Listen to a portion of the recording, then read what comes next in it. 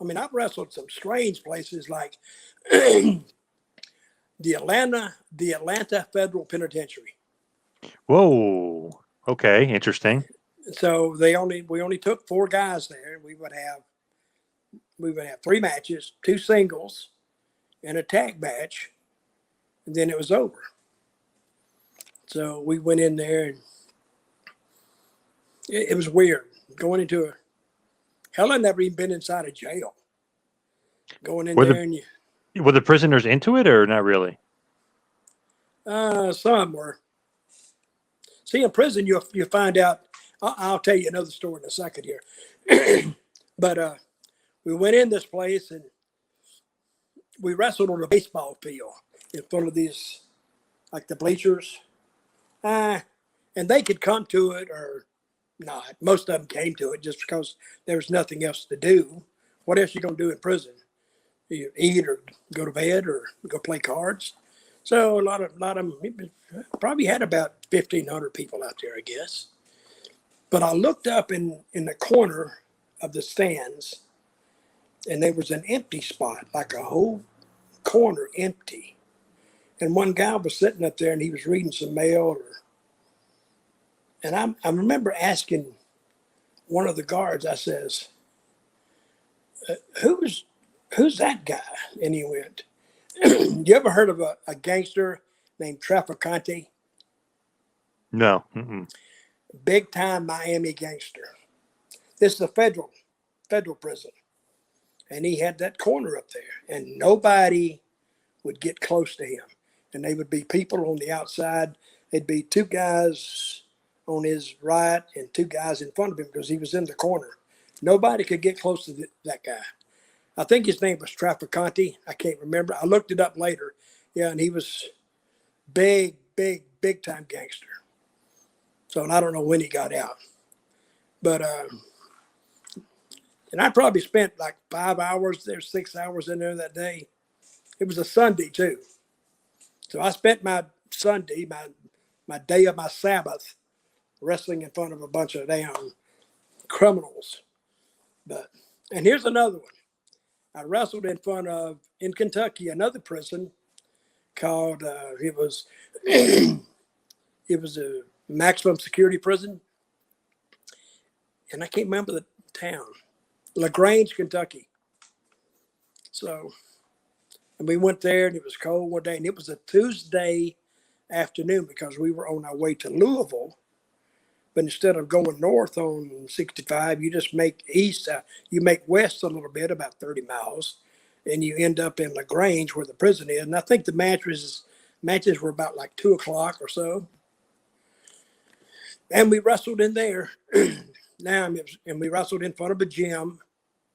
So we go in there, and the first thing you hear, first thing you notice, or I noticed, is the noise. It's clang, clang, bam, people screaming, hollering, banging stuff around. I mean, and that goes on, they say, all night long. How can you sleep in that place? I'm thinking. So, and then another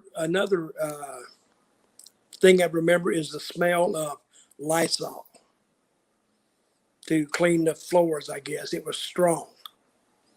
So, and then when we went down the hallway, we were actually passing the individual cells. And people were saying shit to you and what the fuck you doing? Hey, motherfucker, I hate you. But anyway, we got in this floor and we went back into a little room right in the back. And it was me and Bill Dundee and the Bobby Fulton and Tommy, what was his Rogers. name? Tommy Rogers. Rogers. Yeah, what were their names? The Fantastics. Yeah, we were going to wrestle them. And let me tell you, in prison, the bad guys are the baby faces.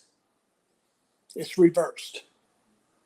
So when I went to the ring and they announced me, I had a big cheer. They loved me. Then they announced Tommy Rogers. Oh, they booed the shit out of him. And he had never heard that before. But I had just told him in the dressing room that's what he can expect, but he had never heard it before. Oh my God. So you know that move they use when they hook the abdominal stretch close to the ropes? Yep. And you reach down, you pull the guy's trunks up. Yep. Oh my God. They were saying shit like, throw him out here, Dutch. We know what to do with him. Oh, and he got so mad. Like, fuck this man, fuck it, fuck it, fuck it. And what am I going to do? If he didn't like it. If he said, I'm leaving, I'm going back to the dressing room. I said, well, go back. I'm not stopping you. Leave if you want to. But he didn't. But oh, it made him so mad. So, but I'm back there doing Dundee's match because we have 2 single matches like we did in the other prison, and then a tag team match. So I'm there, and I notice everybody has their little sections. The black guys are over here, and the Aryan Nation, the white guys, they're like over there, and the Hispanics are back there, and then the Hispanics are over here. So the Latinos, then the gay guys, they're all together, but none of them were mixing with each other. So that goes to tell you how separated that prison is. Who the hell But books you at the prison, though? Who's actually getting you that booking? That is such a weird booking. You never heard of that before? No, it's kind of no. They would call up. They would call up the wrestling office, and they'd say, but this was in Tennessee. They would just call Jerry Jarrett's office and say, hey, could we book it's like a benefit show, but it's not. But it's because they have a fund where they can bring in entertainment and it's not big. Right. Can we bring in entertainment for the inmates? They might bring in a little band, or they might bring in, and I'm sure they didn't spend a lot of money on this show, but actually it paid pretty good, to tell you the truth. And the state pays for it, or some kind of a entertainment fund. I don't know, but that's who that pays for it. The state pays for it. But so I'm there. I'm sitting in the back and I'm watching this, and I'm saying, and it took me about halfway through the show. I'd already been out there, and I went, "Where in the fuck's the security?" And then I looked around. Guess what? No security on the floor. Whoa. Nothing. Whoa. Wow.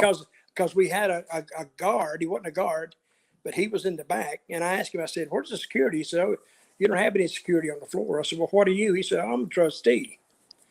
And a trustee is a prisoner. So I said, where's the security? He said, oh, if you look up there in the corner, you'll see like a little guardhouse in the corner of it's got the glass in front of it and everything. That's where they are. There was no security on that floor. If something happened, now you're just on your own, I guess. I don't know. Wow, that's kind of scary. A little scary. So here's a story. I saw this big guy.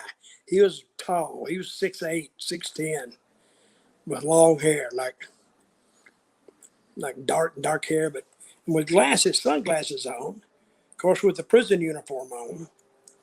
And he was standing there with his arms folded, like in one of the corners looking in, and all by himself. And I kept watching him, and nobody messed with him. Nobody said, the black guys didn't have any interaction with him. None of the white guys, none of the Latino guys, none of them, any of them, but he's just standing there, and I'm thinking, who is that guy? Because they left him alone. I asked my little trustee friend, I says, well, he wasn't a friend, but he was then. So I said, who's that guy? He said, oh, nobody leaves him alone. I said, why? He said, well, he said, he's here for life. He said, he killed about 4 or 5 people one night. What? Said he was riding a bicycle. He's a motorcycle guy. And he broke down on the road. Some guy stopped. He needed a part for his motorcycle. They went in town to the motorcycle shop. It wasn't open, so they broke in. And he got the part he needed, I guess. Went back. They fixed his motorcycle. And then he killed the guy on the side of the road. Jesus. And I don't think it fit. I think he killed the guy on the side of the road, took his car, and went and robbed a store, killed 2 more people, and then killed 2 more people somewhere else. Wow. So he had a kill in that. So I can see why people left him alone. See, in prison, you are judged on the crime you went in for. If you went in there for murder, people leave you alone because you've already murdered once, and maybe that didn't stop you. And the ones who get treated the worst are the child molesters. Those are the ones who get beat up and, killed. And because a lot of those guys probably got molested when they were kids too. And they just kind of make it even. Hey, I wrestled in a women's prison one time too. Oh, you probably love that. Nice. That was in Puerto Rico. And I'm thinking, and that was really, really different because they really, really reacted. It was almost like having women go to the men's prison. So we went to their prison.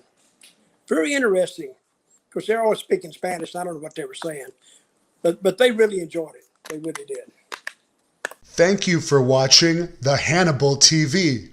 Please help me out and like this video, then click the subscribe and get notifications buttons so you don't miss any of my latest shoot interviews, match videos, or news updates. Follow us on Facebook at the Hannibal TV for more live streams and videos. And while you're at it, follow us on Instagram and Twitter at the Hannibal TV.